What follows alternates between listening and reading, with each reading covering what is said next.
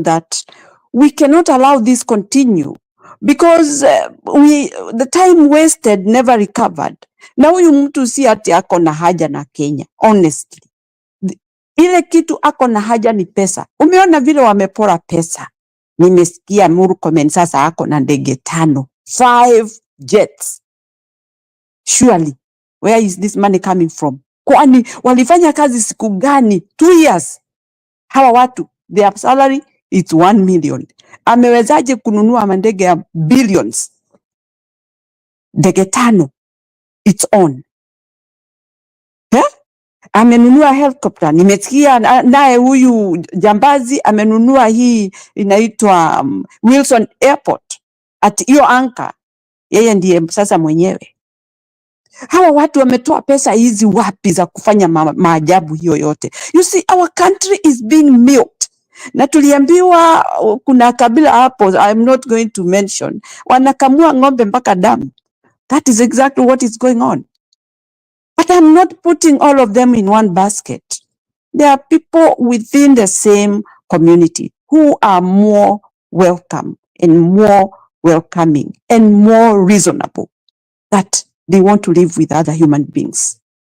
But these few guys, Chir Murkomen, Ruto, huyu mwingine sijui anaitwa, this other one who is I think he's a hard man for Ruto, Farouk. These guys are really schemers. They are really milking the country. They are really finishing the country, those guys. Na wamenyamaza. Ebu imagine, kama ushawahi kukaa pahali kukaja siafu usiku. Wanakuja pole pole, huwezi kuwasikia hata kidogo. But the moment they will strike and say, let's bite now, that's hiyo ndio utajua, kumbe siafu wameingia kwa nyumba. But they were very silent. These are the people. Hawa ni siafu. Wanatukula, wanaingia pole pole. Saa ile wamejua wameuma kabisa, ndio unarudi kupiga nduru. Saa ile unapiga nduru, kila kitu imeenda. That is how they are. And I'm shocked. Within this very short time, tumekuwa na madeni tunaimbiwa kila siku. Na unashindwa tuna madeni, yes. Where are these people getting this money to buy all these jets? Surely, hii mambo yote tunayaona na macho. Tunaangalia tu.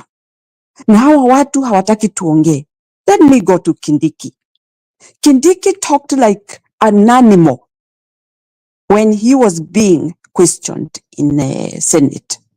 Ati anasema, ati how can you differentiate risasi ya police na ya mtu mwingine? Surely. Si aletewe hizo videos, aone hao mapolisi vile walikuwa wanaua watu. Si aonyeshwe hiyo mavideo, aache kuachiliwa hivyo. Ambiwe angalia hapa. I'm saying that it's only 42 people who died. Who said that even one person should die innocently? Nobody. Kindiki amenishtua. I thought he's a professor who is educated, who should know what is the use of a life and who is a law maker, who should know that law should be kept, but he talked like an animal. Mtu ni kama hana watoto ama hana familia. Because I cannot believe a person who has a family can talk like that.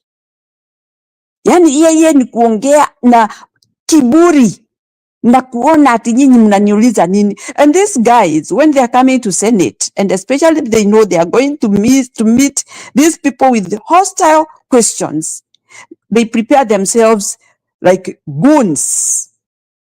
They come there seated with big head and with empty brains, because the way they answer those questions, they are empty.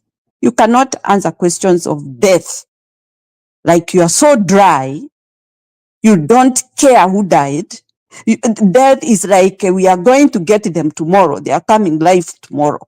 That is how Kindiki was behaving. Like these old, young children who have been killed, they will come back tomorrow once he answers the questions. These are the people who are leading our country.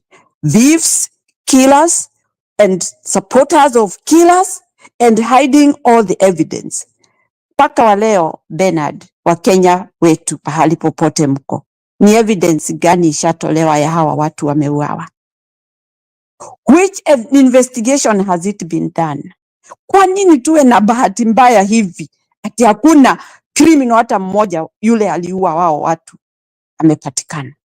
Na yule alipatikana alikuwa ni jambazi tu wao, ambaye aliambiwa kuja ukae hapa ujionyeshe uso. For that physical appearance, labda alilipwa pesa ndio akubali kuingia hapo, ndio asafishe hii serikali ya majambazi, ndio arudi tena aachiliwe aende. Alienda wapi? How could he just disappear and we have government inayojisemesha is a democratic country? Kwani saa hii Ruto ndio ameshindwa na kutafuta wezi, na saa ile yeye anataka kuua na ua? Huyo mtu amefanya maajabu ile, ameua huko Kenya, anakosa kupatikana namna gani? Anapotea namna gani? Just in the thin air, disappear. Hawa watu wa CNN wanapo interview huyu mtu, they know where they are touching, and they don't ask you a question without having known what they are talking about. They know you, but they want to see how you work out what has been happening. Lakini yeye anajiona yeye, kwa sababu hajaulizwa swali on top of what he has answered, anafikiria amewin. But they understand him properly that you are not a good guy. Don't lie to us. We know everything, but we are not going to dig further. You have shown us who you are. Lakini anafikiria yeye, he is very smart. Now watu kule Kenya, majambazi wake wanasema, you see, he is so smart, he can answer those questions. Hata kwa wazungu anawarudishia maswali na anaachiliwa, wanaona kweli kabisa, wanacheka. I believe that is what they are doing. They are laughing. They are enjoying. Their jambazi is winning the motion, the debate, whatever, but lying to people. Na hiyo ndio ile kitu Ruto anafanyia wa Kenya deliberately. Mkasirike msikasirike, nitasema vile mimi nitakavyo. Exactly that. Na msi expect at Ruto aje awaambie mambo mazuri as from any time he started being a politician. He is going to end up that way, and even more arrogant than what he has been. He is getting it there. All what he has done and all what he has spoken, it has shown this guy is not a guy you can even want to relate with. Huyu ni mtu anatakiwa aishi nchi yake peke yake. Kule kokote anaenda wanamwangalia. They know who he is. Amefanya maajabu mengi kwa watu wake na hata kwa maajabu kwa watu wengine.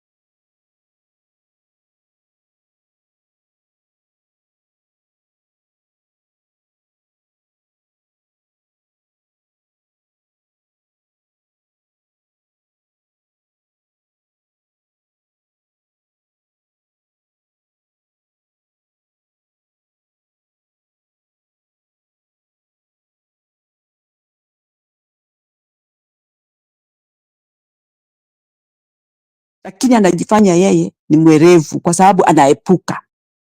Wacha aepuke, aendelee tu kuepuka, lakini ajue siku yake itafika. It's not that we are going to do anything to him, but a day he will triple. Atajiangusha yeye mwenyewe kwa sababu anafikiria ni mwerevu, but the day will come, it is rolling, na atatrip na atajikuta amekuwa cornered. Aendelee tu na huo uwerevu wake na huo ujambazi wake, lakini asifikiri atakuwa hivyo milele. A day will come and he will surrender.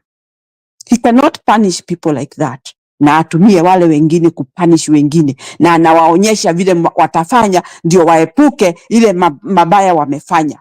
Washikiliane tu, it's okay. Kenyans, we are suffering for now, but we are not going to take it anymore. We are going to refuse at the right time, na tuungane tujenge nchi yetu the time when it comes. So for now is to fight to get it back to us, and once we get it, we will build our country. Our country is rich. Ikiwa wamepora hizi pesa zote na bado watu wanaendelea tu, it's so sad, but we are there standing with our country. Asante Bernard, I'm still here hanging on. Asante. Wow, thank you so much. Kenyan Maandamano kamili, tunashukuru na tutaendelea na mjadala. Mabibi na mabwana, tukue mstari wa mbele.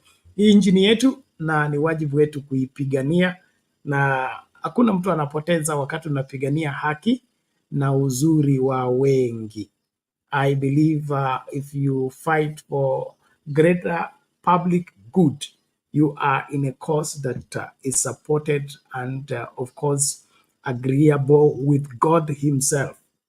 And if there is anything that we can ensure that we don't relent on, is stop the public evil that is taking place in our country.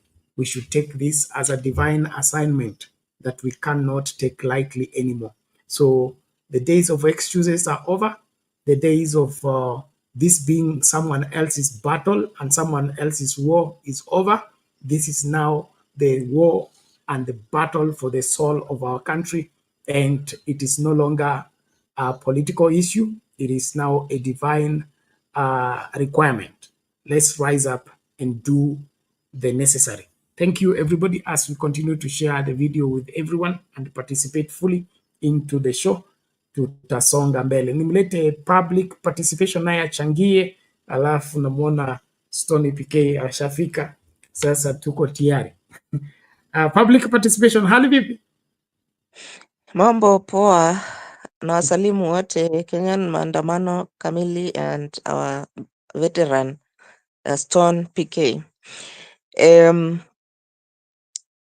Niliona snippet tu ya hiyo interview ya CNN.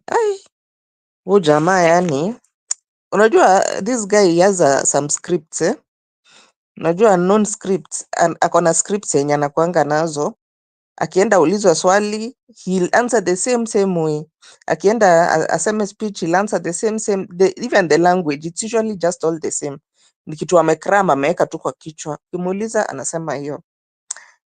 I can't imagine venye anaweza danganya ati we are having democratic right to protest, and yet he has made sure that yani hata kwenda kupresent. Recently tuliona kina Boniface Mwangi wameenda kupresent the list of the people who are missing to the office of the president, and you can see the way they were being manhandled, even the women, and they were not even a big group. They were less than 10 people.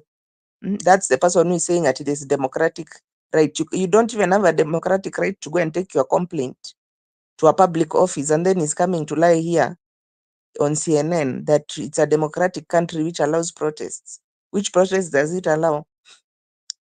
In the course of this week, I think it's this week, yeah, there is a doctor who has committed suicide, an intern, and as you are busy being put into shift, first of all, I don't understand why we need to get a system which is billions of money when we already had a system that was working in NHIF. This is just a conduit to loot public funds And one of the people who are in that group of the people who are making that system ni Bibi and David Ndii.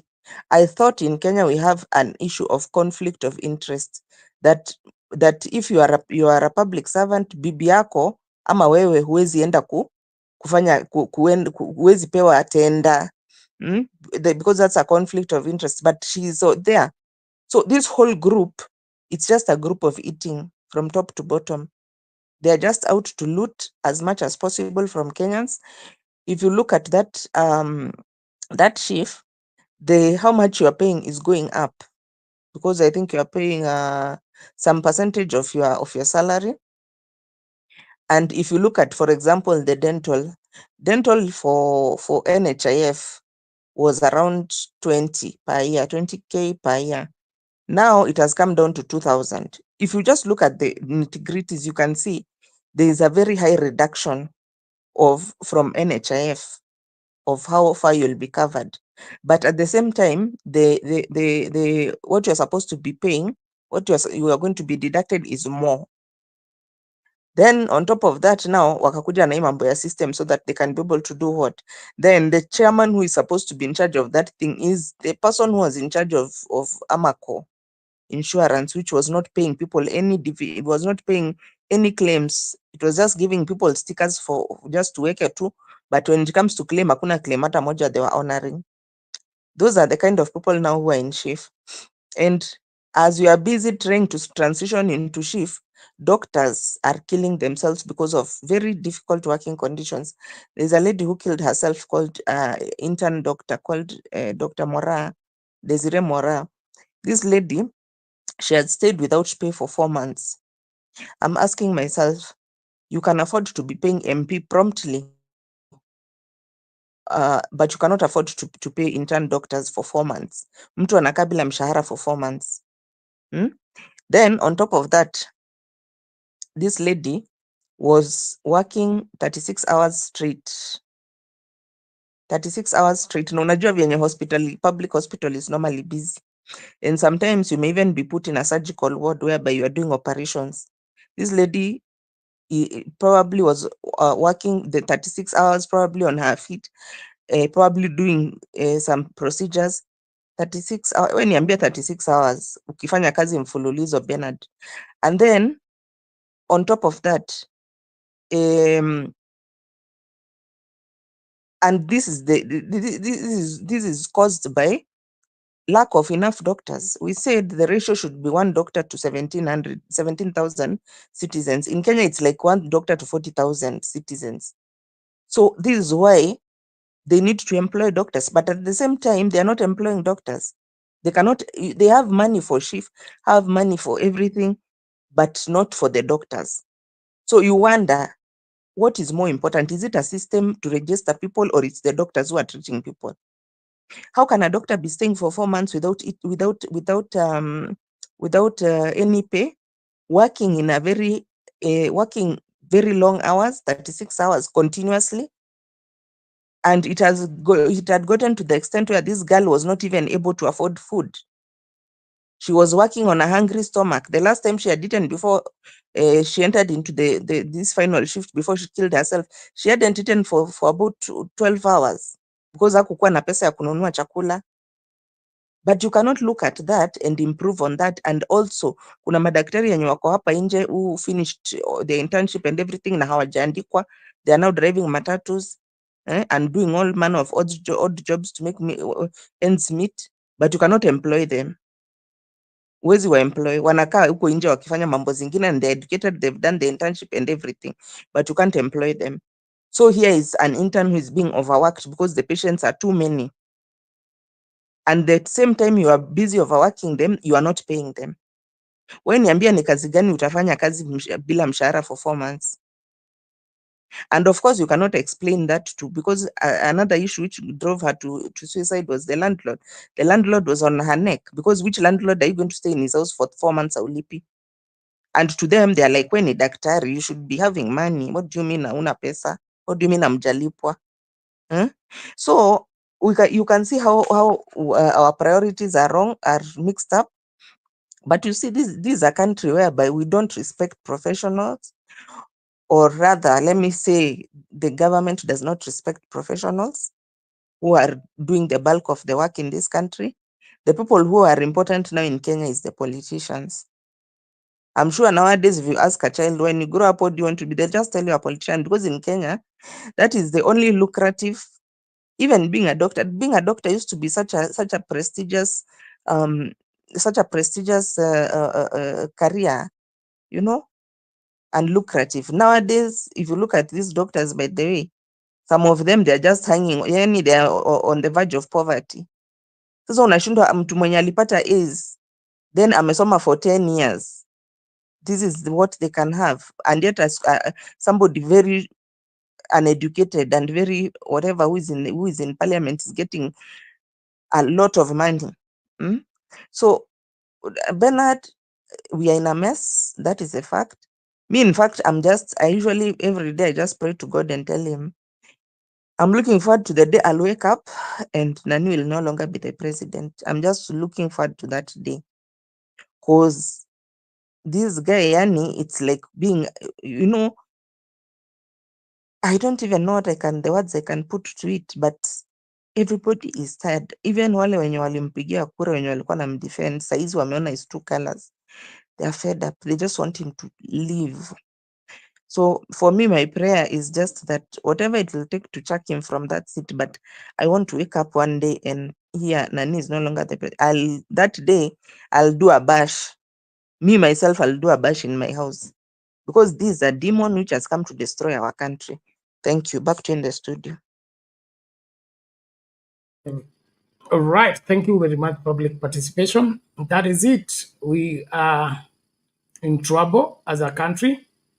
Ours is beyond being described as a mess. This one is disaster. And this disaster, it's regrettable that it is self-inflicted in the sense that there's nothing that is being done now that we did not anticipate with the William Ruto leadership.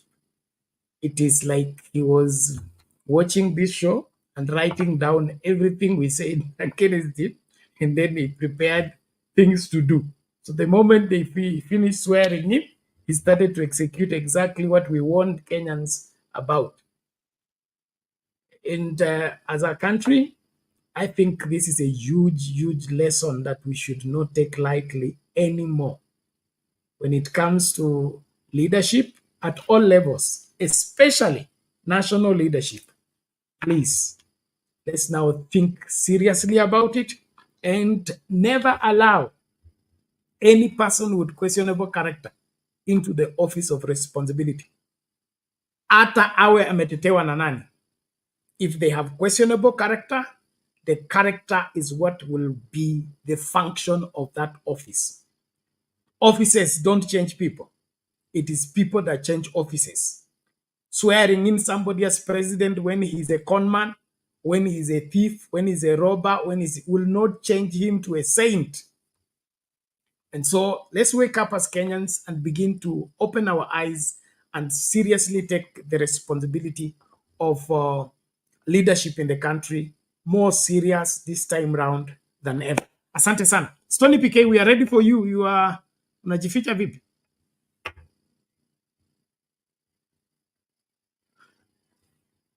Unmute.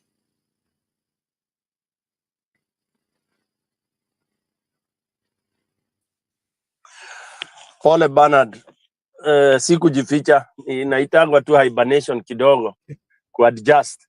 Thank you Bernard and welcome back. I can't remember whether nilikuja show kama umerudi, but we thank God you look like you've recovered vizuri and thank God for that. Amen. So in Sound Candid Talk was really in prayers and the most were fearing that labda ulianguka kwa hiyo mtego ya huyu jamaa. You know people are underestimating huyu jamaa. Huyu jamaa ni otero, ni gangster, ni gondi, ni ana mazuri, and sijui tutaambia Wakenya na lugha gani. Huyu jamaa hata inzi, akiona inzi imemzunguka mara 2-3, anasema ipigwe risasi. the guy is even in paranoid. He's paranoid, he's everything. Anyway, wacha nisalimia kina public participation na wale wengine wako kwa comment. And thank God Bernard, you are back. Tulikuwa na msukosuko, unajua makazi zinafanya we cannot be really stable. Because lazima pia to balance. But we managed wherever we could. And I thank all the supporters of Sound Candid Talk. They really stood with all of us, and yeah, we have really loyal following. Loyal following that is really getting frustrated. Me being one of them. Bernard, nitaanza na hii maneno ya ati nikisema harambee useme usiguze mlima. Umesikia hiyo? And I came a little bit late. Ati harambee usiguze mlima. Bernard, you know, I really don't know. Yani mimi sasa Bernard nimekuja kuamini kuna urogi because of Kenya. I know I come from a community that has a village that is feared. Ni kama vile kuna village ukiuliza bwana msimamo sijua alipotelea wapi, sijamuona ndugu huyo, sijamuona siku kadhaa. Ukienda mahali kunaitwa Vanga, even if you tell people you are from Nairobi, umepanda basi, umeshuka pale Mwembe Tayari, alafu unaanza kuuliza jamaa fulani, gari za kwenda Vanga ziko wapi? Utaona jamaa akikuangalia kwanza mara mbili. Na hope msimamo ezia. Alafu naambia haya, naulizia basi za kwenda Vanga ziko wapi? Haya, unaambiwa ndio utapiga kona 2-3 ndio hapo. Unachukua za kwenda Vanga. Sasa ukifika Vanga mjini, utaiuliza tena matatu ama bodaboda ya kwenda sehemu fulani. Ukiuliza hiyo unaona watu kwanza unauliza mtu anakuuliza ni kama hakusikia vile umesema. What I'm saying is Kenya, Bernard, mimi Kenya nafikiria ule alitroga alidedi. Na kwa kikwetu tunasemanga murogi akikuroga na akufe una shida mingi sana, because yeye ndiye anajua ile style ametumia. Na sasa amededi na murogi ananga assistant. ati deputy, utajua ati Stone Bigea amededi murogi anaacha Bernard ndiye alikuwaga deputy wake. Ati sasa mnaweza enda kwa Bernard mumwambie sasa tuna mtu fulani tunaona ni kama Stone Bigea akiishia alikuwa amemfanya 1 2 3. So Kenya tulirogwa na mrogi fulani na akaishia. Lakini kwa kikwetu kuna namna huwa tunashughulika, tunajaribu sana, tunaita to invoke a lot of spirits. And Bernard, you remember in one of my presentations, I was pleading with you, the clergy, the genuine people, to hold a massive prayer session. Massive. Because this evil is real. So if the evil wanna continue to use the formula public, preaching in public, the negative kumaliza wa Kenya, because hakuna kitu, by the way, Ruto anafanya without pronouncing it in public. I'm not a spiritual educator, you are, but you'll tell us what it means when I stand kwa multitude and pronounce things. The Bible, nikiricall my Bible studies, I am told there is a lot of power in that. Standing and pronouncing in front of people and people responding. I can take advantage of people. Lakini your pronunciation, they say there is a lot of power in it. And sometimes what you pronounce almost becomes active. So that is the thing that Ruto has been doing. The evil is pronounced. And then we have people who answer to it. They receive it. They affirm it. And I think once you affirm such things, inakuwa. So you only can reverse that by using the same formula, but in the reverse way. That's why I was saying we need national prayer. We need people to It should be visible. Tuseme tuombe kwa nyumba, tuombe Ruto akufe ama aondoke ama waende na Gachagua, then silently. No, we need to come out like the way the Gen Z came. Let's have those massive prayers. Let people make those prayers openly. I wish I was a pastor. I would even make a prayer. Mungu Baba, hii shida tunajua unaweza kutuondolea na tunakuomba utuondolee kwa njia yoyote ile Baba. I would pray and cry and ask God. And they always say, when you are asking God for a car, you should call it a car. Usiseme nipe njia ya usafiri. Kama njia ya usafiri atakupatia mkokoteni. Hiyo pia ni kitu ya kusafiri. So I will pronounce myself very candidly. I'll say, God, this where we are now, kwa hii nchi, sisi tunaona ni kama shetani ashapika. And then people wasianze kudoubt, oh, you know, Stone PK now is doubting whether God is present or not. These are things that have made us fail. That's why the religious people, the right ones, they have also failed. They've been swallowed into Ruto's evil. And this I can say with all authority. They have participated, they are part and parcel. Hakuna prayer wana pray inaweza enda kwa God. They are only, because they are satanic, they are only praying, their prayers are being answered by Satan. And that's why, Bernard, it is not 2 years since we started crying and calling and talking. We can give it to 5 years because we campaigned for 2 years. You know, from the other station we went. So we've been in this thing for 2 years, Bernard.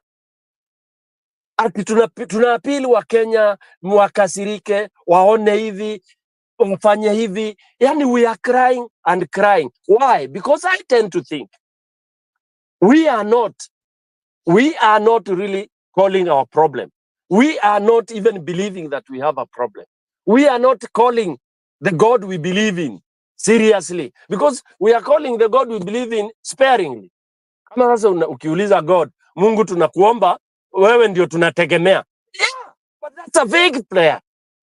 That's not a prayer. Ndio tunategemea Mungu, unamtegemea afanye nini? Mimi saa zile sina do, naombanga God, namwambia Mungu nisaidie nipate pesa ya leo.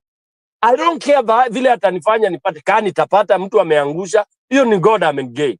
Unaona? So we need now the people who are believing in the real thing. The people who are believing that the Satan is now ruling our country, Kenya. I know this is naivety we have also with the right to live, the religion people, those who are nini, they are so shy. Remember we played a clip here when that mama wa Gen Z alilia akiambia watu ati sasa maze tuko saved, hatuwezi ongea hivi juu watu watasema hauko saved.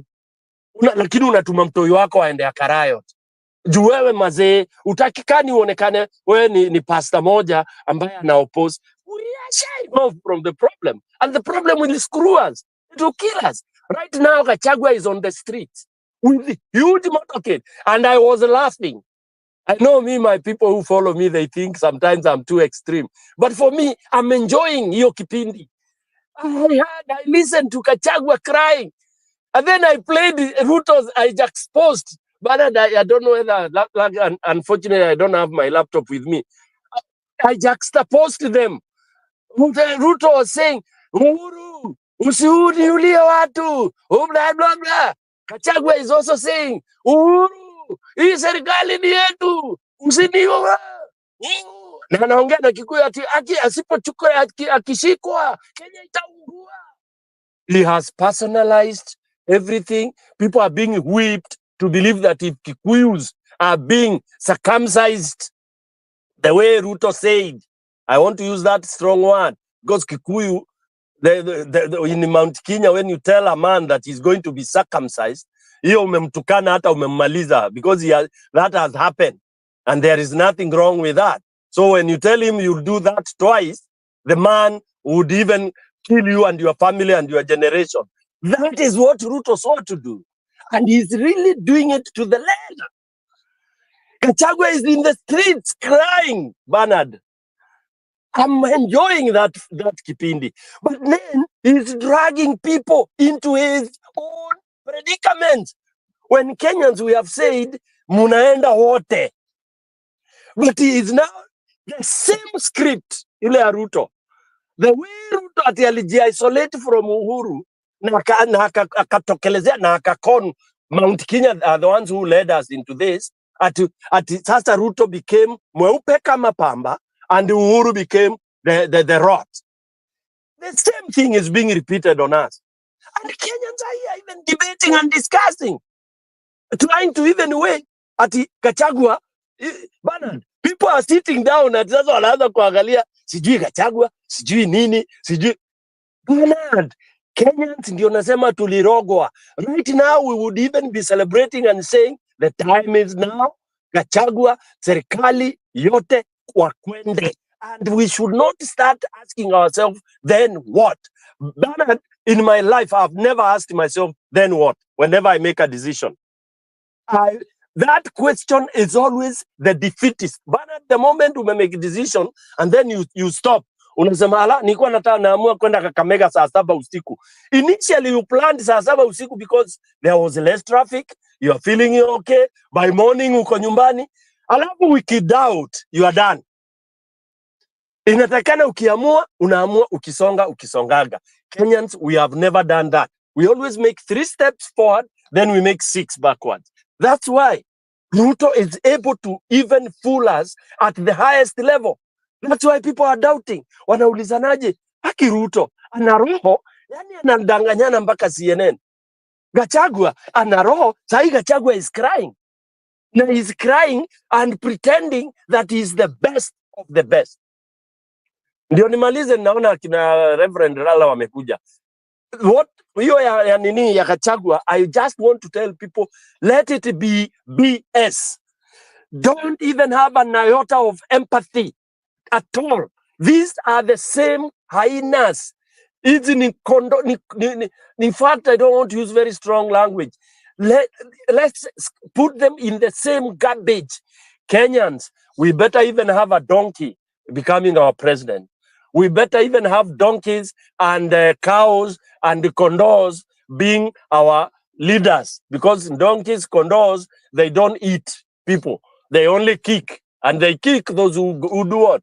Those who intervene in their space. So let's not ask ourselves, so what?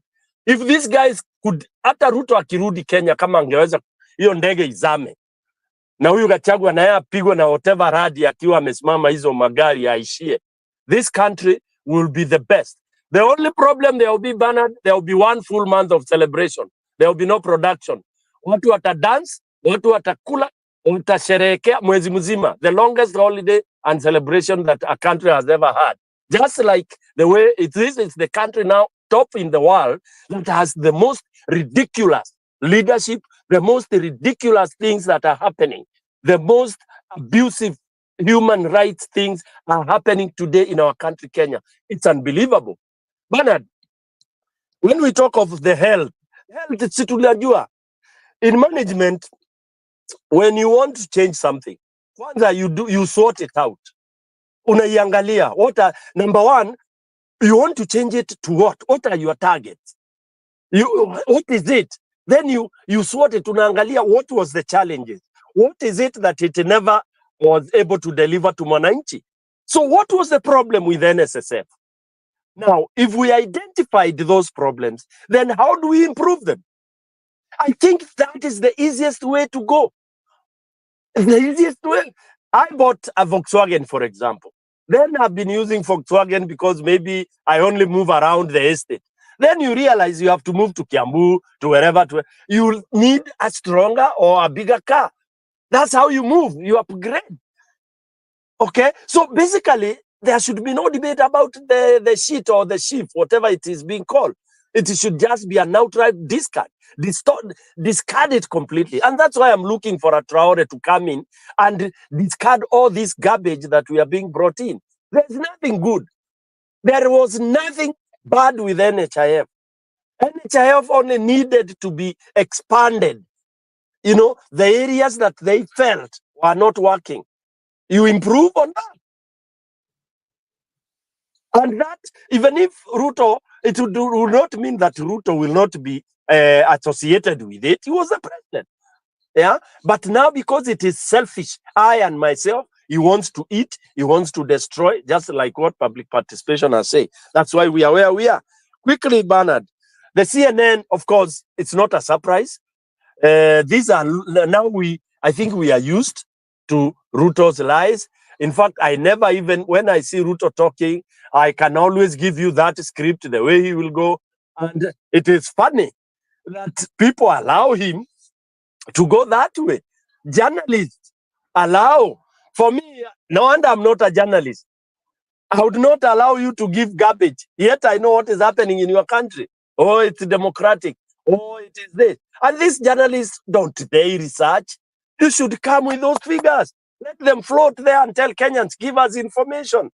Then we give them information. The most recent thing, the kids dying in school, the university student being beaten, and then a canister of whatever being put at his head. What was that plan? What was it? Hata CNN now ni mavi pia. You know?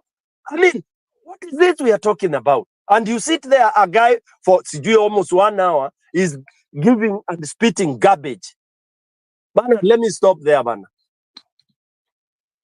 So, asante sana Story PK. And I hope you're on your way to your house. If you are still on the way, we can. Unfortunately, I'm on my way to work. Wewe sasa basi tumefunga station. Yeah. Pole. Thank you for the submission. And that is it, Kenyans. Let's rise up and do what we are supposed to do. You talked about prayer, and I remembered my Archbishop Benson Idahosa was once talking to us, and he Hata said there was a inzi problem. akiona inzi Babangida was a imemzunguka problem mara in mbili Nigeria. tatu, So anasema he woke ipigwe up one risasi. night and asked God, Babangida has become a problem. And so he answered, if you knew Idahosa was a no-nonsense man. So God asked him, now what do you want me to do? What do you want? And Idahosa answered and said, I want Babangida dead. And he said, by morning, Babangida was dead. And so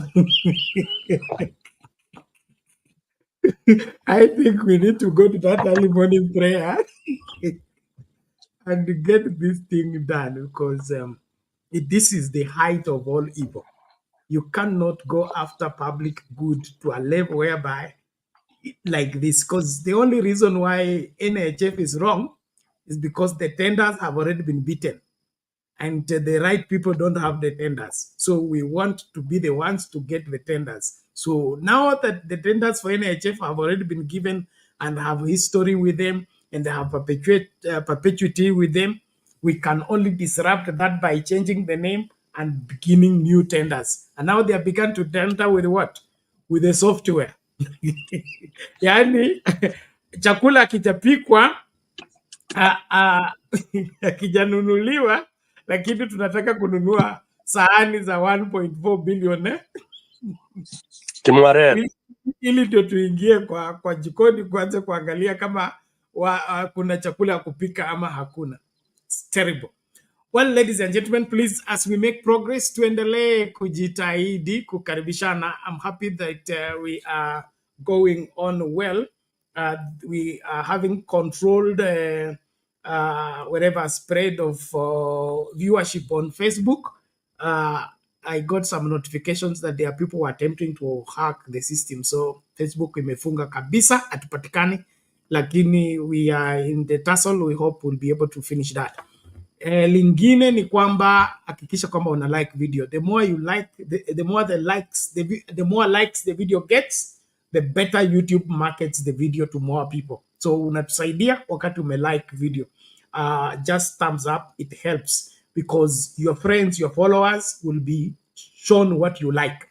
So if you don't react on the video in any way, we don't profit from you. We only profit from you watching and enjoying the show. But you can help us by helping YouTube logarithm to find where to share our videos to, and that is through giving us a thumbs up. So tafadhali fanya hivyo. Na kama huja subscribe, tafadhali pia make sure you are a subscriber to Sound Candy Talk. And when you subscribe, turn on the notification bell so that you will always be notified every time we are coming on. And I thank God that we are back full blast. We pray that by God's strength and God's grace, we will be here and ensure that we carry on this struggle. We have been here long enough, and I believe we'll stay here until this menace is handled completely. So we are not in this struggle to try, we are in this to win, and our winning can only be declared a win when we have concluded the whole thing. The evil in the country must be ended. And so whatever it takes, we shall be willing to do it and go all the way to ensure that that is done. So tafadhali tufanye hivyo. Pia niwakumbushe mwezi umeisha, and then we have arrears, so your support is required. Most of you have details of how to send your contribution towards supporting the channel. Tafadhali, we need those responses. All the 3 weeks I've been on healthcare. I've not received much of the required bills that we need to pay, and we pay bills almost on daily basis. So tafadhali, nataka tukakumbuke hiyo na tukayatekeleze ipasavyo. I will jump our friend Daniel and go to Reverend Lala, and then Reverend Lala will engage Daniel for me when he finishes his submission, and then from there tusonge mbele. Asante sana. Reverend Lala, how are you today? I'm well, Bernard. It's good to see you. And I think public participation, I can see you there. Stone PK, Dumani, and I think I saw Daniel, but it's not with us. Hi, Daniel. It's good to see you. First of all, greetings. God is good. Thank God for his faithfulness, his goodness. I have a lot to share, but I think I'm going to kind of summarize it. First of all, I had a very bad experience yesterday. I'm saying it because I want to warn Kenyans, especially, and plus other people, not just Kenyans, but everywhere. Yesterday, I stopped to buy Starbucks. This is just tea. I always carry it whenever I'm talking here. And so I went to get Starbucks. I got a call from Safaricom in Kenya, which is hapo nyumbani, and the call said that asked me to renew my Safaricom number, which of course I knew I had one since last year, and I've not had a renewal. I said it's okay, I want to renew it. Apparently, these people were confirming that it was me. So within a few minutes, my phone had been taken over. Information inside. I couldn't make call in, call out.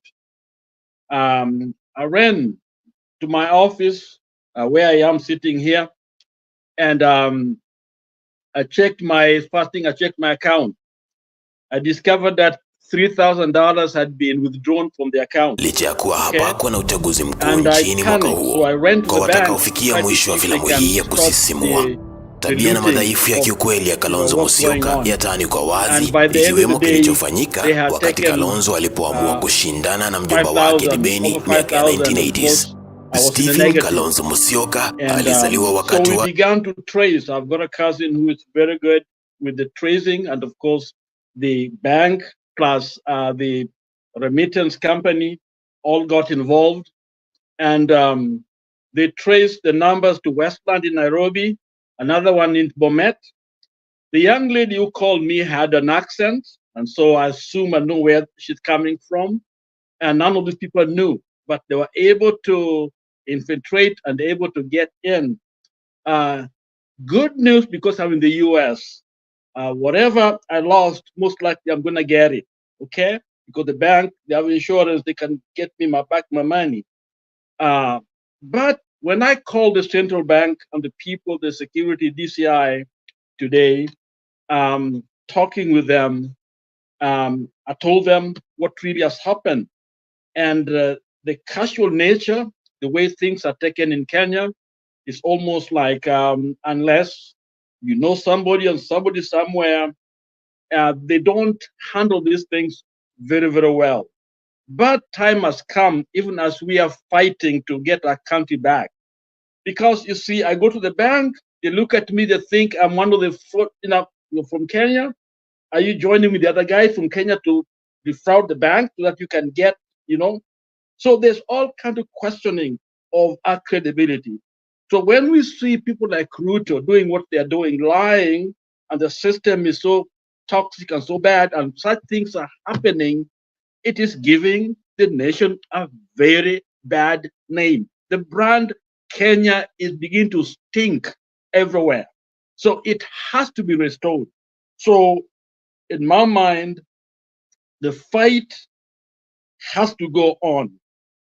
And on another note, let's talk about from a spiritual perspective. I've been reading the book of Second Kings and the chapter 17, which is recording the last of the king of Israel. And when you see Hoshea, who was the king at that time, the kind of lifestyle he had basically abandoned the worship of Yahweh. Other gods have taken over every hill. There was a high place. The country was no longer what God got out of Egypt. And it seems to me that Kenya is heading that way. We are no longer, look at the church, Stone PK just stated, where we are, where's our voice, okay? When things are wrong, what's really going on? Gashagwa is going to be impeached. The question is, who else is going with him? Okay, all the bands should go. Okay, so my prayer and my hope is that Kenyans, we may face what the nation Israel faced, the Northern Kingdom. That was the last time we heard of it. That was the end after the share was taken and banished, and the country went through all kinds of changes. The king of Assyria brought different people, abducted people. Basically, he was kind of mixing everything in the nation so that he was the king, no longer Jehovah. Kenya is moving there. In matter of fact, it's very hard to trust anything at this moment. It's as if it's a cancer that affected each and everything. So it is about life and death. Spiritually, it's not good. The church has to know that we don't have a very good message because there's so much evil that has gone on. So it is important for us to remember that this nation was given to us to take care of. These women and children and others were given to us. When Mora committed suicide because she didn't have enough to eat, here's a young girl who has been in medical school for 10 years. All her life was about medical school to help. And here is a young, upcoming Kenya, bright and smart, and yet we cannot take care of her. Yet we let thieves loot our taxpayers' money, and they're enjoying it and they're watching. What kind of people are we? What kind of a nation are we? We watch evil taking over a nation, just like Hosea. Go and read 2 Kings 17, and you're going to see exactly where we are at this moment. That's a very prophetic message. So, in my mind, we are at a crossroad. We are at the end. So it is a matter of life and death. We must get this country back, and Ruto and his team have to go. We can't wait till 2027. It was too late. So that's my summary. I've got much more, but that's what my experience, and I can go on and on and on. But let us not just do the talking. Let us do the walking. Let us do the action. Let us do what it takes to get our country back. Lastly, as we talk about Gachagua and all these other people, there's somebody who annoyed me very much, and it's called Professor Kindiki. Professor Kindiki was in Parliament, and here's a man that I thought had a lot of sense, but it seems as if he will do anything to protect his interest. He would throw the baby, and the bath water. Look at what he said about the taking over the parliament. It talks of these are thugs. People are rioting. It's as if what he's telling us is whatever mefanya zote ni hao ni thugs. Ni hao si wa Kenya. And we thought he had a lot of sense. He should have kept quiet, but not to go there in parliament and speak the way he's speaking. And this the guy now, Gachagua, is supposed to be taken out and put in. No, this is bad. Kenya has to be delivered. Thank you. Back to you, Bernard. And go ahead. All right. Thank you, Reverend Lala. We appreciate that. Great insights. And Polly, about the looting. You know that Adani is in the US, and it's not a laughing matter. He travels along with his cronies, so let's be careful. And then, of course, that caution is important. Don't receive calls from strange people and give them any details. Ni kubaya. Sasa wamemaliza kutuibia hapa, wanataka kuanza kuiba kutoka kwa wako nje. And of course, I also want to just to emphasize before I talk to Daniel. Hold on.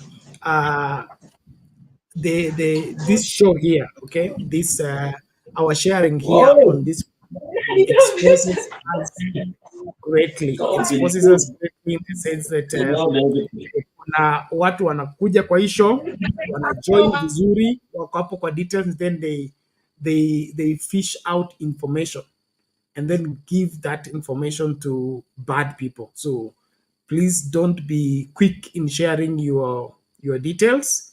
That's why we control the numbers we share on this channel. We have had this experience over and over. Don't give your details to people you don't know, especially even if they inbox you on WhatsApp and all that, they want details. Let's do cross-checking first. It's important that just for cautionary purposes. But of course, here we are also all adults, and so we also don't want to appear that we want to control people. There are those who are very sensitive on that matter. Si eti tunawapanga na tutaki kuwapanga.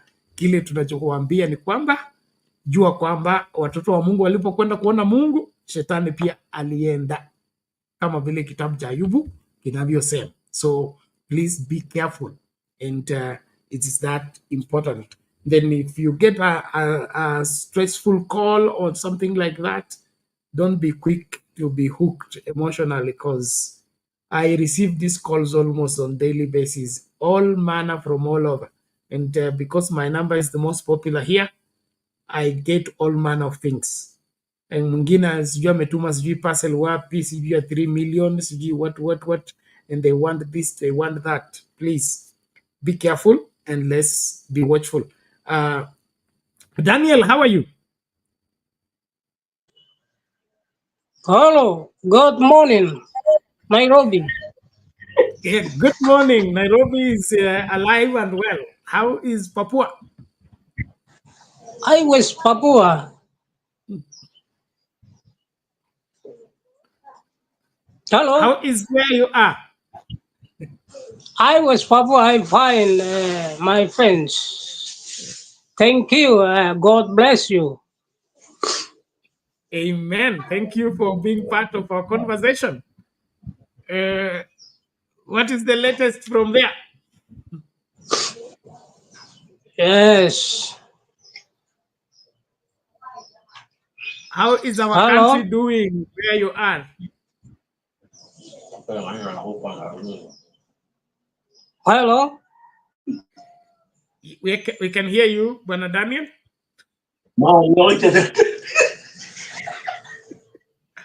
Oh, Daniel, thank you. It's like you're there with your family. Okay. Convey our Thank you, greetings my to friend. family. Okay, my friend. Thank you. God bless you. Support me from Kenya about freedom West Papua, but I problem women.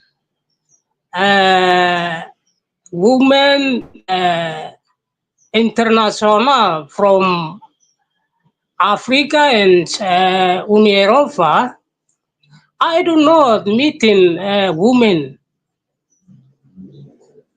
but political freedom West Papua, but now no meeting problem. How are you, my friend? Okay, thank you. Thank you very much, Daniel. We can hear you, and we are glad to have this conversation with you. Yes, it is true. I understand what you mean by women and politics. Somebody offered here that we should get here. We should get him a Kenyan woman so that he can tutor him in English or something like that. So I think that's what he's responding to. But it's always a pleasure to have an interaction with the rest of the world on Sound Candy Talk. It is great. And of course, let's keep the conversation clear and focused. And naona there is a, what is it called? Improvement by association. So the more we talk, we can just crack this language and be able to understand and flow together. But munitafutie nani Omolo alienda wapi? Omolo ndo anajua lugha ya Daniel, wanaongea hapa mpaka inakuwa mzuri. So mnitafutie Omolo aliretire ama alienda TikTok. There are some people we are missing here who have joined TikTok fully, and so probably they are held up at their TikTok conversations, of which I have no problem. All in all, asante sana. So I think we get back to Lala to do his response, then public participation. Stony, alafu tunaanza kufungasha.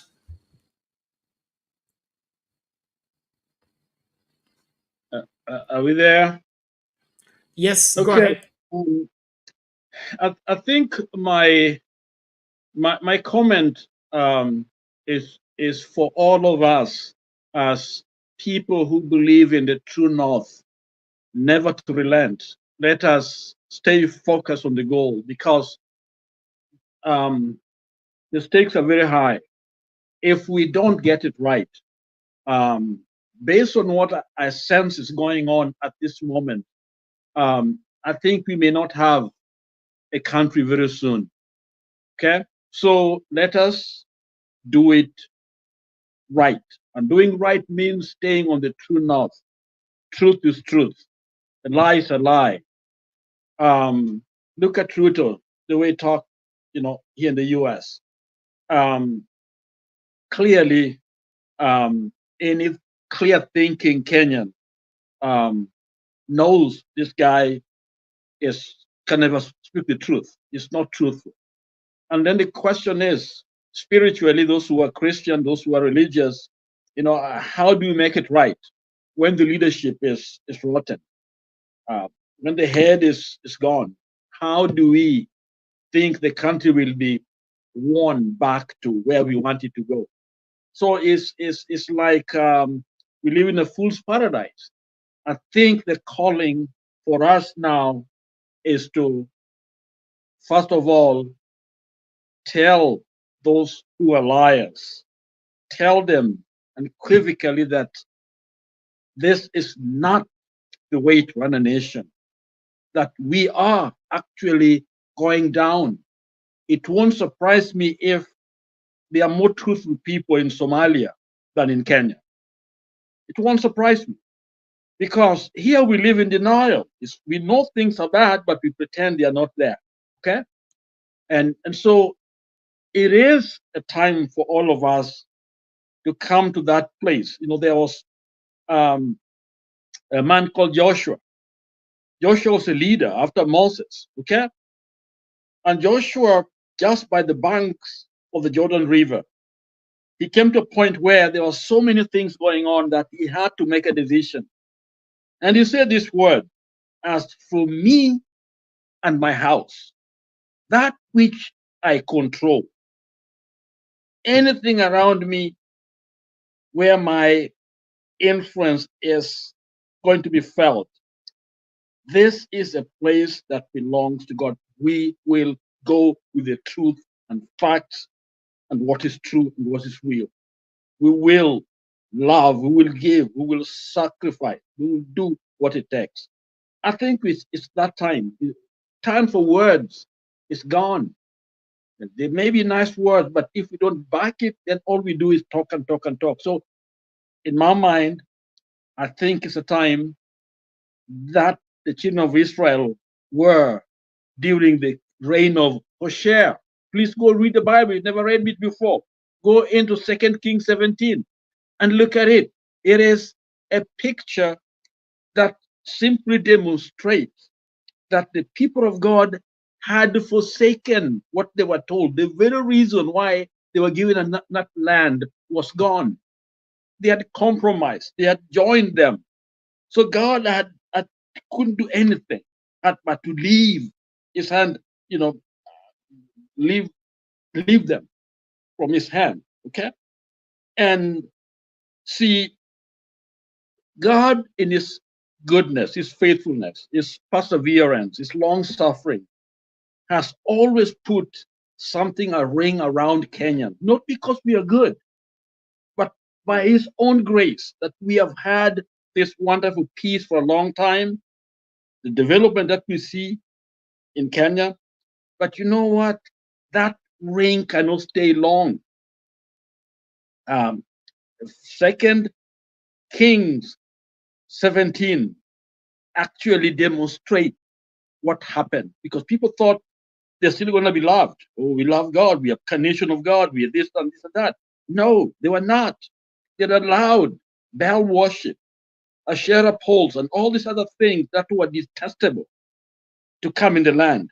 And this king of Syria decided to kuchanganyisha watu, some from another country, so that they could decentralize everything from things that people held on to and move people everywhere, so that the king no longer Jehovah. Kenya seemed to be going in that direction. I'm not saying that we are a theocratic nation. What I'm saying is God's influence has been what has brought us this far. Not anything we have done, because we've done all kinds of evil things, but because of his grace. But now, where we are, when it is okay to let Mara and others die, give them nothing, no pay, no salary, and yet you're rewarding people buying helicopters, belts, and all these things, and these are taxpayers' money, when our people don't live. I was watching television the other day. I saw dogs and cats in America live better than Kenyans. Yet we have been independent for a long time. We have resources. We have trained people. If you don't feed a doctor, how can you treat anybody? How about the scientists and teachers and others? Because of greed and evil and all this, this is why we are going down.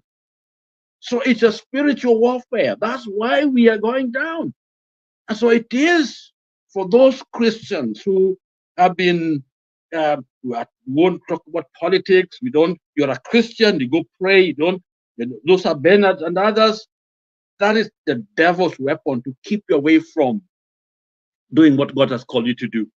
God has called all of us to stand for what is true, what is just. He has shown thee, O man, what God requires of you, but to love mercy and be faithful. I think I'm paraphrasing it. Those are scriptures. So that's what I like to say. So let us get this war.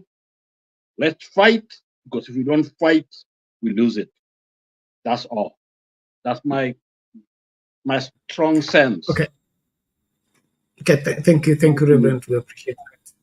Let's move on. We are on that 11th hour. Unless I get somebody to proceed with the show, we must begin to bring the curtains down. It's already 11 minutes after 2 a.m. East African time, and we salute everybody for your faithful followership. And so we'll go one round of closing remarks, and tafadhali tusifungue show wakati tunafunga. Tusifungue show wakati tunafunga. Julia sija kuona nani mwingine wakereketo wote wa kuendeleza show wapo. Stony PK is not in a position, is on his way on to duty, so itabidi tukubali mambo jinsi yalivyo. I need to manage my capacity to stay here because mnajua nimekuwa kwa hii kiti for the past I think 2 years or something. Sijaenda break, so my health has not been as usual, so daktari akasema badala nipewe bed rest ya lazima nihakikishe kwamba I don't overstretch, so mtaniruhusu tuanze kufungasha, lakini nawahimiza tusichoke. Inji sisi ndio tutaiokoa, na tutaiokoa tu wakati tumejitolea kabisa kabisa kwa vyovyote vile. So in any way, in whatever way, usilegee na usianze kuchoka, and don't begin to despair as if Ruto has become now an impossible person to handle. William Ruto can be beaten and can be defeated, and Kenyans will do that. Whether he buys, I can see in here talking about Woshi and talking about buying politicians to pass so that he can change the term of presidents from 5 years to 7 years. He can even go and buy and change it to 60 years. It doesn't matter. What we are interested in is getting rid of him, and we will get rid of him with all his proposals. Everything he has ever changed. This country, after Ruto, we are reverting where Uhuru Kenyatta left us before we move any further. There is nothing that William Ruto has signed that we are going to own up as Kenyans, including all those loans he has taken, because we have not received any of those. We have no evidence of that. He receives it with the left hand and keeps it in his right hand, or he receives it with the right hand, he keeps it in his left hand. So that's not something that Kenyans should own up. So tafadhali, naomba tusichoke na tusilegee. Let's get strong. Tujifunge vipwepwe, tusimame imara, tutetee haki ya Wakenya wote. Sio Mrima peke yake, Wakenya wote. Hii vita si ya Mrima, wachane na mtu wa Mrima na milima yake. Ni Wakenya wote. The only Kenya that will work and will be a Kenya that will be celebrated is a Kenya for all Kenyans. Sio sasa ni watu wetu, hapana. Kenya for all Kenyans. And the earlier we appreciate that, the better. Hii ingine we are being sucked in. It's not helping. It has not helped for 60 years. Let's drop it. Let's focus. Kenya for all Kenyans. Tunataka mtoto wa Turkana awe na nafasi sawa na mtoto wa Nairobi na kila Mkenya same yote. And we have enough resources to do that. All we are lacking is proper leadership. And that's why I support Stony PK. This country needs one leader who will have eyes to look at somebody and tell him, whatever you have eaten, you're going to vomit it. Oh, if we only got people to vomit what they have eaten from this country, we'll begin to pay people salary. Wacha ile ilikuwa 6K ya baba. Watu watakuwa wanapata salary ya 100,000. Kukaa tu kwa nyumba wakipanguza madirisha na kukaa. There is enough in this country for every Kenyan to live comfortably without even working. But one stomach, one tumbocrats, they can't let that happen. We must force them to let that happen. Thank you very much. So public participation briefly. Ama Stony PK uko barabara bado. You can go first and then public participation, then call it a day. Yeah, bana duacha nikuje fast because niko barabarani na I'm running out of time. Thank you so much. And public participation, Karigetu, don't worry, you'll come after me with all due respect. Reverend Lala, thank you so much, na wale wengine wote ambao tuko nao. Bernard, you've really touched somewhere very sensitive. Umesema hii nchi ni lazima, you know, now ni mahali watu wanasemanga sasa wacha ikue because the worst has happened, Bernard. And I want us to change the language at in our television, in this forum. We want to change the language. The worst has happened. Reverend Lala has indicate here. The worst has happened. It has happened in such a way that hatuwezi tena.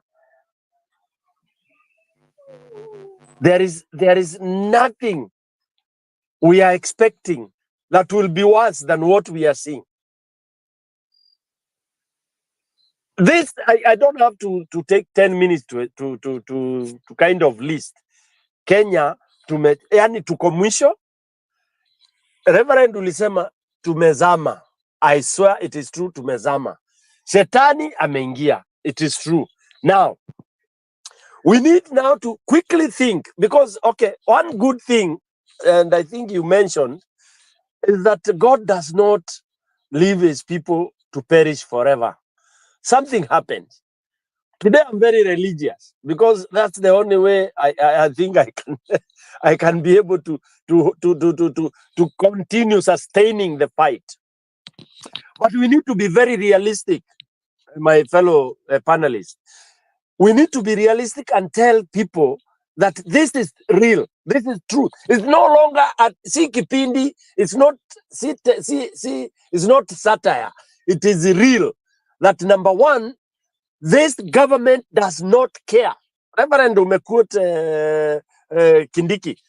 These are idiots. Let me tell you the truth, Reverend. I have come to even doubt when I hear somebody is a professor in Kenya. The only professor I honor, and this I would say on public TV, the only professors I honor are the professors that got this thing from 1990 going back. When Kenya was Kenya, when education was education.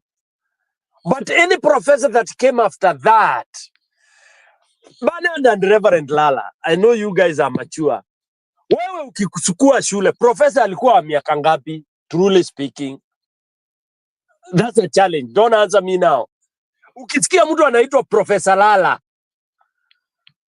what did you look? What did you see? Can I be a professor at the age of 28? No, tuache yu pumbavu na ujinga hapa. It is nonsense. Kindiki is garbage. The family of Kindiki, whatever they got their things. By the way, did you know, or you have forgotten, Nairobi University is the one that sold the degrees all over. It was the first university to begin to sell degrees. Na watu wakaficha hapo wakanyamaza. Why did people like Professor nani huyu alikufa, our very good Dr. Nani? Anyway, I remember him. This one who was given ministry of education by Ruto, and he did so well after Matiang'i. Yeah, you know, and he Makoha by Uhuru. Yes, Makoha by Uhuru. You know, those were the last professors in ndugu zangu. By the way, it is common sense. A professor stands to talk for 10 minutes. You will tell, yes, this is a professor. And anybody can quote me anywhere. I detest professor ya sijui professor in Kenya, sijui doctor of this, doctor of that. It is garbage, especially after the 80s. That you can challenge if you want. All right. Now, quickly, let me talk about the salvaging of this country. We now need to start focusing, because Ruto, this government is falling. It's falling today, tomorrow. It's falling today, tomorrow. The void has to be filled in quickly. I have been in spaces where people are now asking, oh, you know, people are agitating and rotating around the same people. Oh, Kalonzo, oh, sijui nani. This country, Kenyans are there, super. And here I'm challenging diaspora because I'm in the diaspora. 100% diaspora, muache upuzi ya kuoga. Ati unapiga simu, unaficha, sijui unafanya nini. By the way, Lala, pole for that conning. My son who is in Qatar also, he went to Qatar hata yeye amekoniwa the same thing. That's why I was so shocked. But luckily for him, he called me immediately when he got that kind of persistent call and all that. And for me, number one, I just told him, what you do is quickly suspect, then deal with the rest.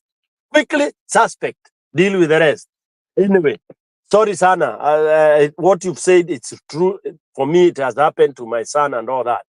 Yeah. So there are things that are happening. Why is it? Because the ground for rot is being cultivated by Ruto. And you are saying accent and all that. I know you are very diplomatic, but we know what is happening. Taptengele and all this garbage and all this nonsense.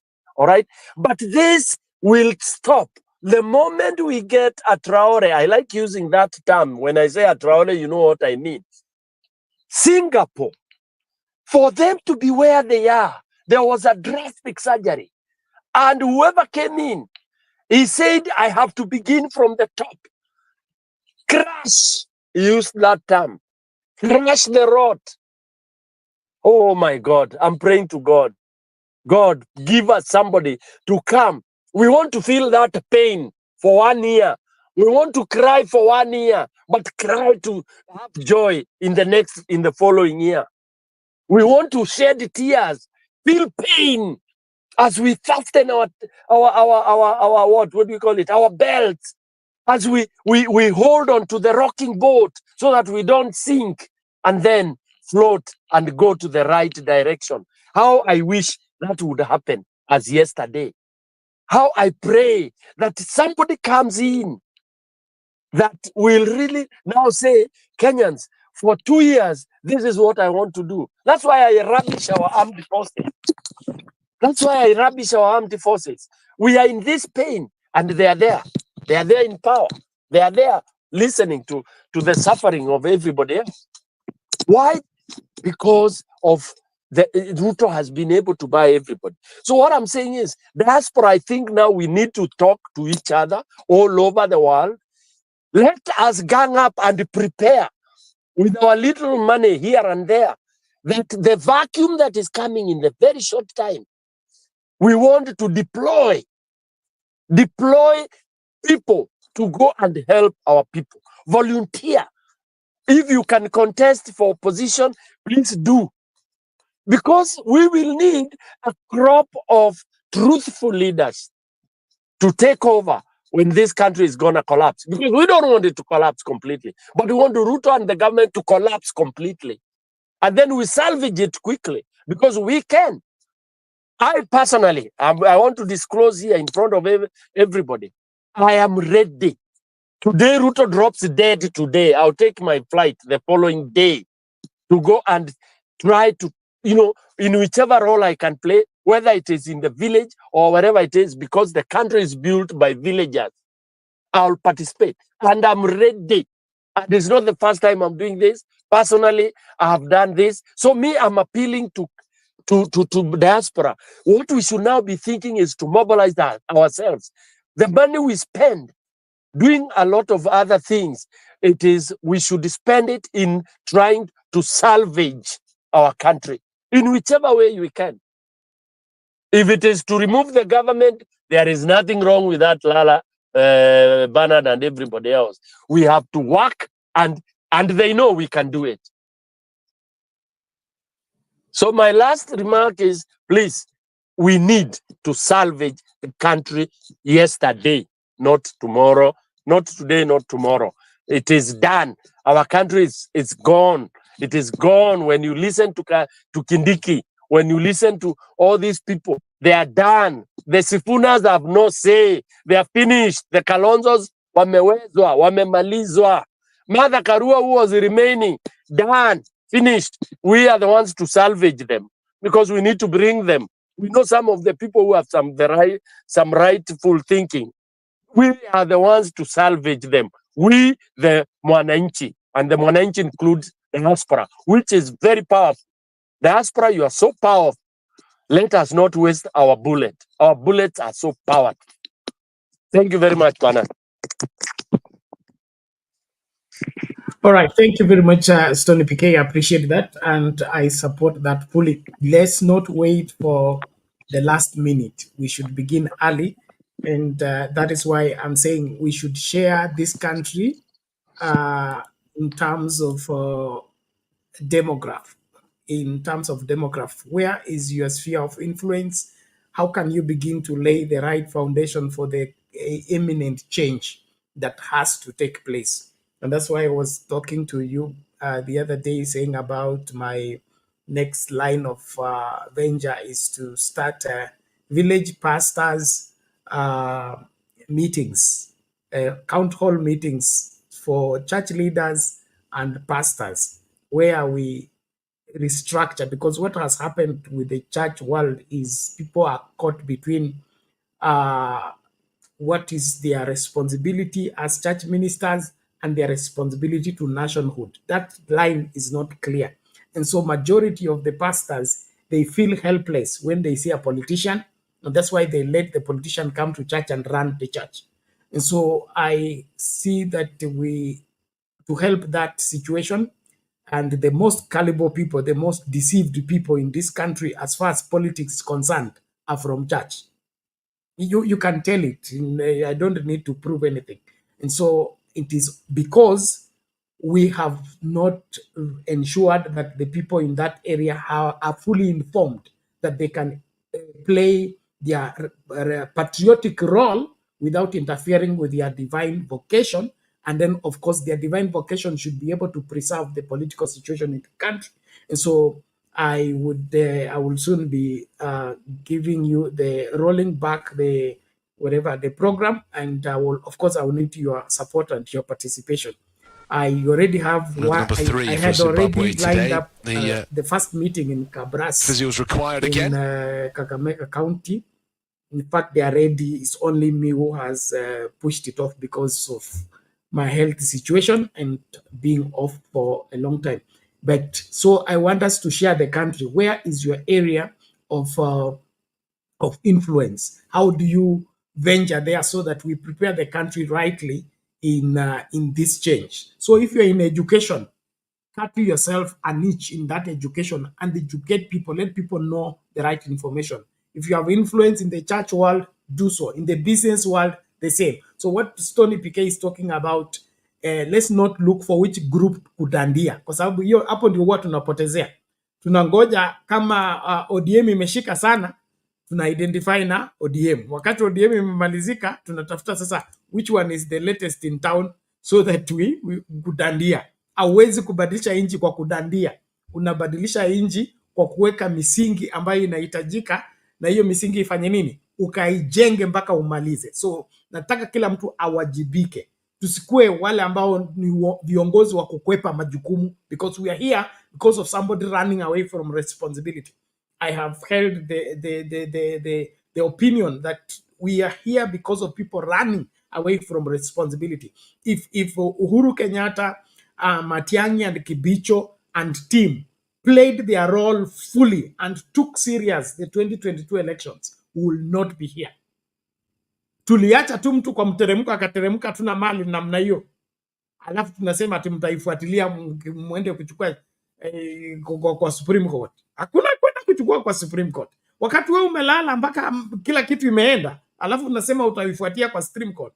Ikichatoka Supreme Court unasema sasa utaenda kuifukuzia kwa street. You see the way that's where everything went wrong. And so I don't want us to wait until it's late. Let's ensure that we take responsibility in whatever field, and we will come in to support in any way. But my focus is village pastors, because hapo ndo wanaenda kudanganywa. Hao ndio uliambiwa ukipiga kura hivi unapigia shetani. So they all went and voted for shetani. God have mercy on us. Let me not talk too much. Thank you very much. Public participation ni kama umetupwa nje. Daniel, how are you? You're closing the show. Yes, thank you, my friends. I close now. I following political from international and bringing for women from Europa From branches, he human punch, human from Rwanda.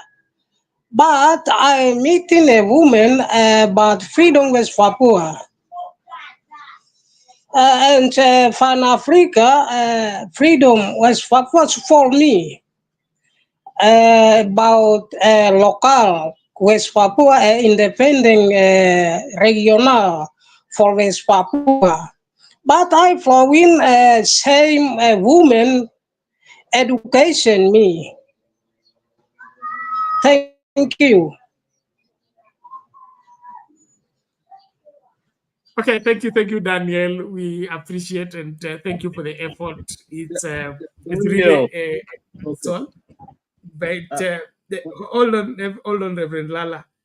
We will come around. We will come around, and God will help us. But thank you so much. And I don't know, Reverend Lala, what do you want to say? Me, I need to sign I out. just wanted to address Daniel. Hi, Daniel. Um, I think women and men should work together so that they are not left behind in Papua. This all of us participating in development of the country. So we must speak for women not doing right, and also for men. So I think Papua and Kenya and Africa can work together to bring justice because we are considered poor, not because we don't have what it takes to become developed, but because we don't use the resources we Sorry.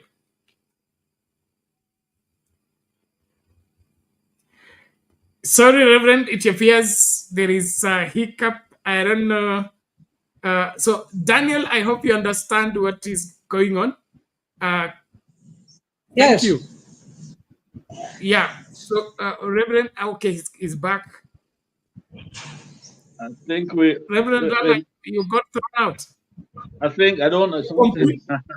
your I think sentence. somebody. So what it is all of us we want to see a woman join us from Papua, talk to us. You can bring one because we are working together as black people, especially those of us who are in the world that is not as developed, that we can all empower, strengthen our women and men and our children so that we can have a good society. That's what we are fighting for in Kenya. We want a good government so that all of us can live with dignity, okay? Live well. Because we are sometimes we are poor just in our mind, but we need our mind consciousness to so that we, as a people, can stand for human rights, live well, and help others who need us. So thank you very much because you come here all the time, and we are proud of you. Our greetings to people in Papua. Thank you. All right. Thank you, Father. Okay. Thank you, Daniel. Now, Miss Harley VP, you are off your seat. Pole kwa kuvamia. Hali namna gani? Tuko salama. Good to see you, everyone. Lala, I didn't know you are a reverend. It's good to know. We all knew each other in terms of, governance and championing for the interests of our country. But Bernard, it's good to see you. And we're here. I appreciate the zeal determination of Stone PK, as usual, has been very consistent. I think it's me who has come last time, Bernard, when I came back here, you were not here. But specifically, I came back to look back and see what is good for our country. And if we are honest to our country, is that we have to tell one another the truth that our country is not doing very well. I was very hopeful. As you all know, I was supporting William Ruto sometimes back. I gave him a benefit of doubt, and I hoped that he will disapprove the narrative of him being a thief, a grand thief. That is what I hoped, that he would be able to change and prove otherwise, that I would drive our country to the right direction. But unfortunately, our country is not doing very well. Our country is not doing very well. We are not getting better any day, and like Stone PK said, the people that we had hopes in have also joined hands to rob our country. Now tunabaki kusema tutamulilia nani, and rightfully, as Stone PK said, those that we hoped that were the agents of change have actually appeared to be the agents that are